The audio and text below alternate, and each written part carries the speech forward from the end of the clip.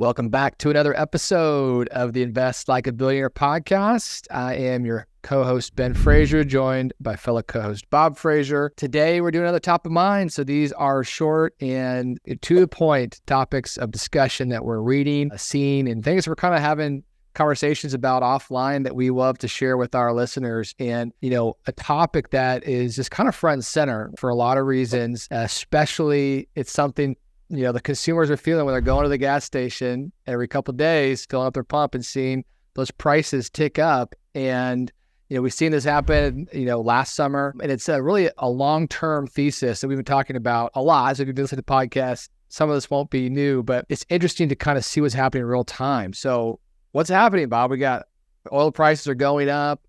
We've been hearing about OPEC cutting production. Meanwhile, we're saying we don't need to drill. We don't need more fossil fuels.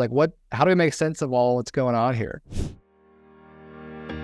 This is the Invest Like a Billionaire podcast, where we uncover the alternative investments and strategies that billionaires use to grow wealth. The tools and tactics you'll learn from this podcast will make you a better investor and help you build legacy wealth. Join us as we dive into the world of alternative investments, uncover strategies of the ultra-wealthy, discuss economics, and interview successful investors. Looking for passive investments done for you? With Aspen Funds, we help accredited investors that are looking for higher yields and diversification from the stock market. As a passive investor, we do all the work for you, making sure your money is working hard for you in alternative investments. In fact, our team invests alongside you in every deal, so our interests are aligned. We focus on macro-driven alternative investments so your portfolio is best positioned for this economic environment. Get started and download your free economic report today. Will prices hit $100 a barrel this year, right? That's a question a lot of people are asking. In fact, I was just on the phone with a Wall Street Journal reporter yesterday, and he was asking that question. What was our forecast on energy prices? And so it's very interesting. There was a brand new article coming out from oilprice.com, and they point out that there's supply shortages everywhere.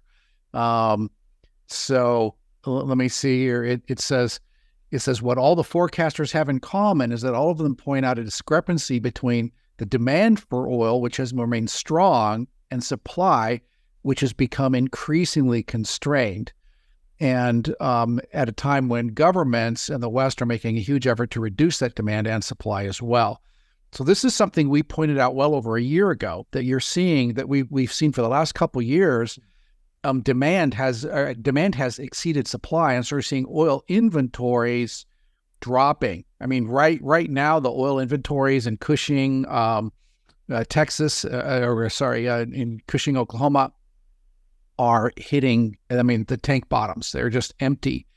And we continue to see draws. And we've been saying this all along, that basically you're seeing oil supplies, because it's been underinvested. The investment globally in energy has dropped by almost 50% since the peak years in 2014. And so you see this supply curve that's just dropping like this. And as long as demand stays below it, then it's not going to be a problem, but it's pushing up against it right now. And that's the problem.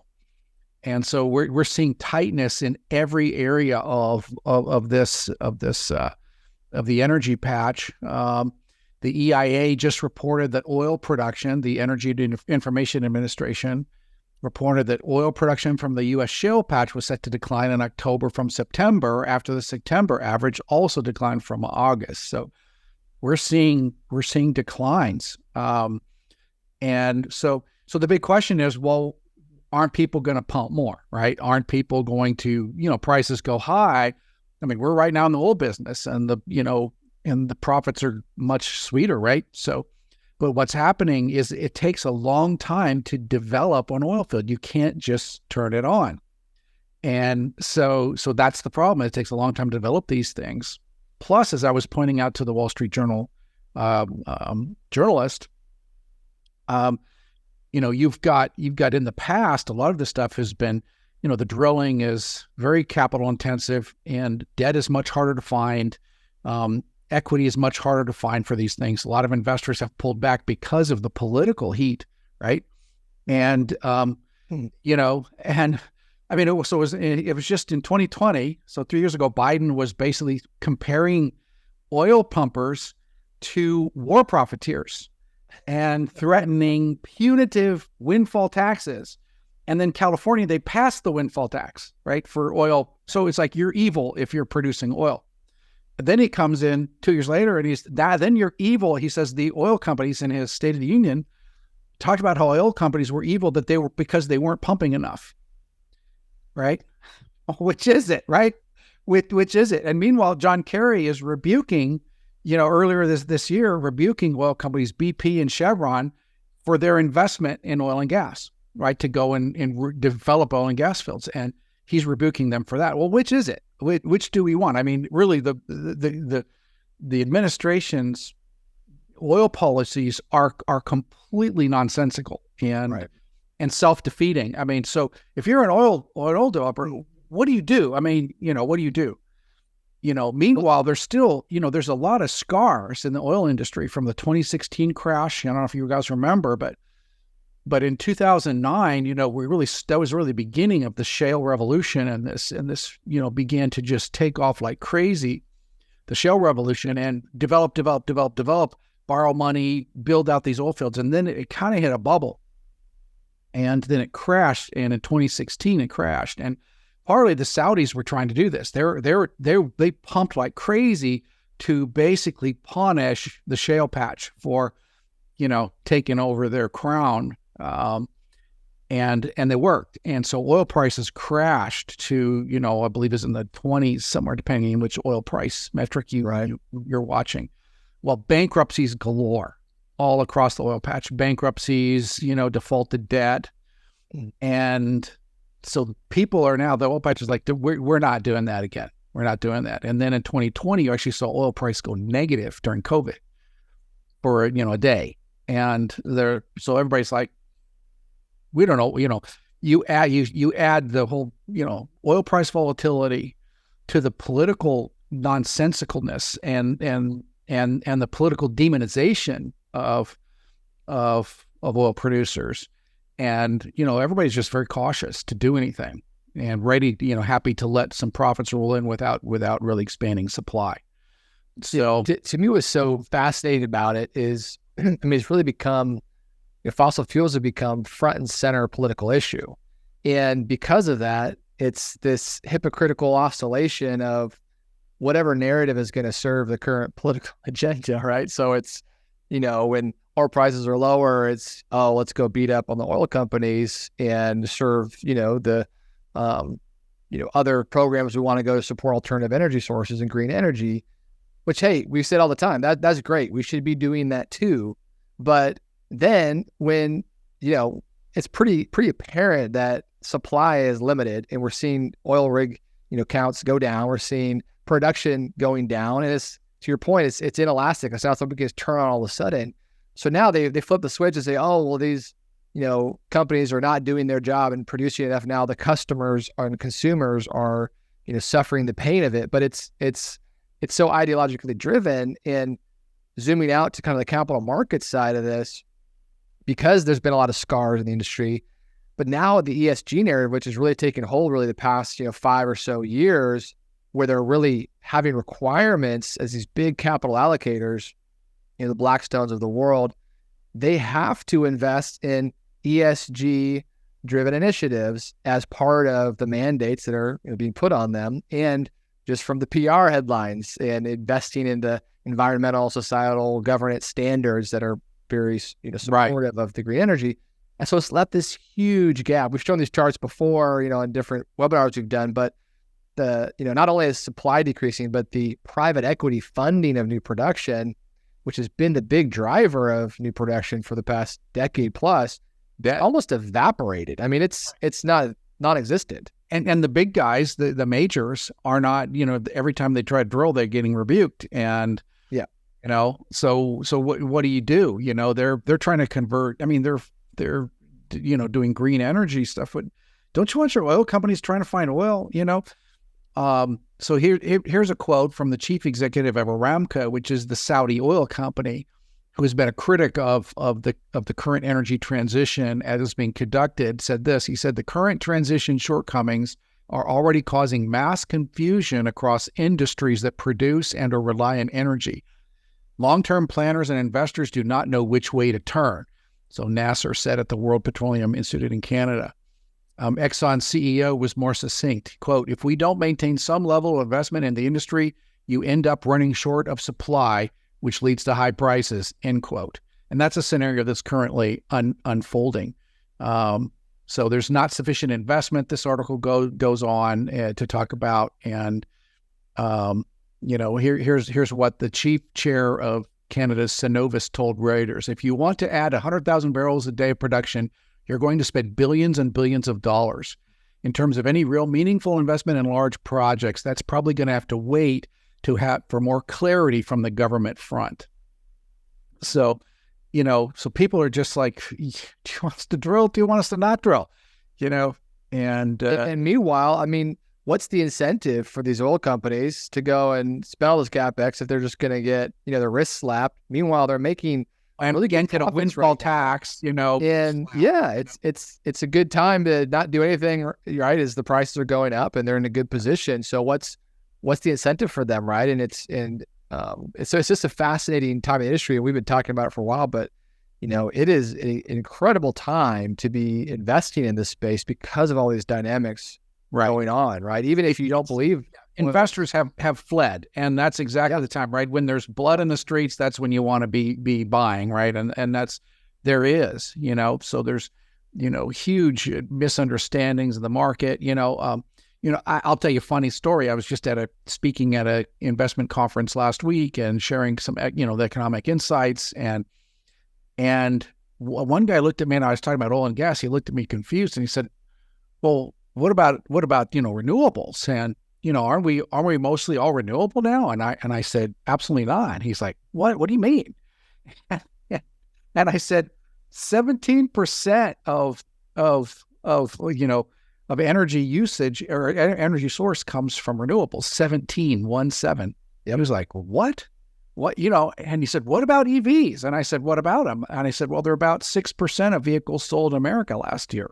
He said, "Oh, okay. But aren't they're 100% free, right?" And I said, "Well, no, where does an electric vehicle get its energy from?" And he looked at me again confused, and he says, well, you plug it into the wall. And I said, "Well, and where does electricity come from the wall?" And he said, "Well, from a plant." And I said, "That's right. And how does the plant make electricity?" Long silence. "I don't know. Had no idea how a plant produces electricity." Well, it turns out it's mostly coal and secondarily natural gas, all fossil fuels. And he was like, "Why has no one told us this?" There really is a massive misunderstanding about the energy transition, and there's real confusion. You look at, the Democrats now are reeling because, they want high energy prices. Okay, the liberals want, the climate change folks want high energy prices. Why? Because it helps facilitate a transition, right? If oil is $200 a barrel, well, that makes alternatives a whole lot more attainable. But on the other hand, it makes life a whole lot more miserable, right? So all of a sudden, if you're paying $10 a gallon at the pump, well, that really hurts people. And if you're, can't heat your house, et cetera. So they're really of two minds right now. And it's, the policy shows that it's just complete confusion. So, but there's no question we need fossil fuels. And interesting, you mentioned ESG. So I'm just reading this morning an article on the Goldman Sachs CEO is backing away from ESG. He basically said, we need fossil fuels. He said, here's what he said. He said, this is Solomon, the CEO of Goldman Sachs, said, quote, "Traditional energy companies are hugely important to the global economy, and they're hugely important to Goldman Sachs. We're going to continue to finance traditional companies for a long time. We recognize there needs to be a transition over time, but that transition is going to take time," he added. So, so he's backing away from the ESG initiative and saying, the goals are aspirational and they're great, but the reality just isn't there yet. And that's really where we stand. I mean, who wants to burn fossil fuels forever, right? We definitely need to quit, okay? But on the other hand, do we really want to go back to the dark ages, right? And that's what, so it seems a lot of the extremists are saying, let's stop pumping. Well, and let's all, lock our cars up and ride horses. I don't know what, ground all the airplanes. And of course, I mean, it's kind of nonsense. Really, that's really what we need to do. And, turn off our factories and everyone would starve. I mean, it's not real, right? And that's what these activists are trying to see to happen.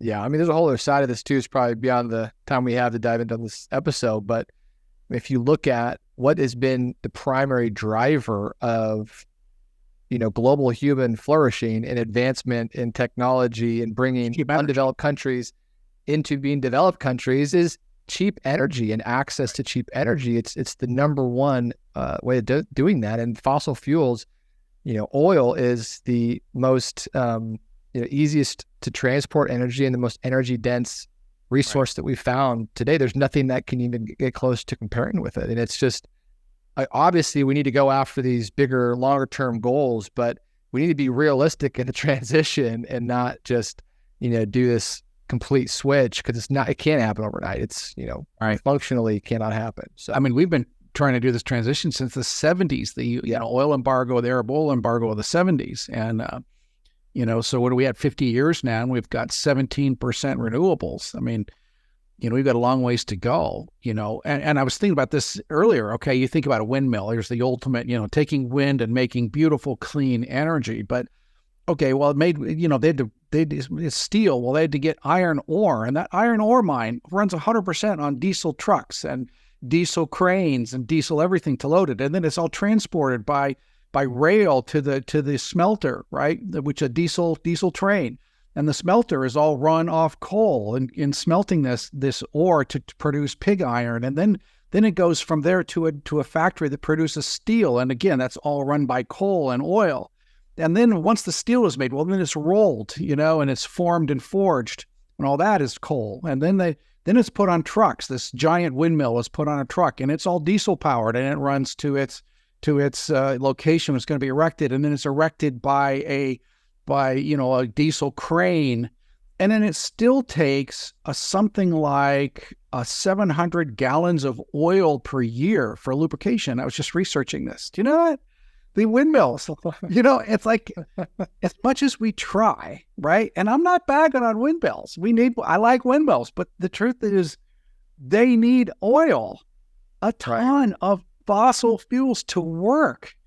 And that's as optimistic as it gets, right? I mean, I wish there was better answers. I'm an engineer, right? I'm an engineer and a scientist by training, and I wish there was better answers. But the answers are not quick, and they're not easy.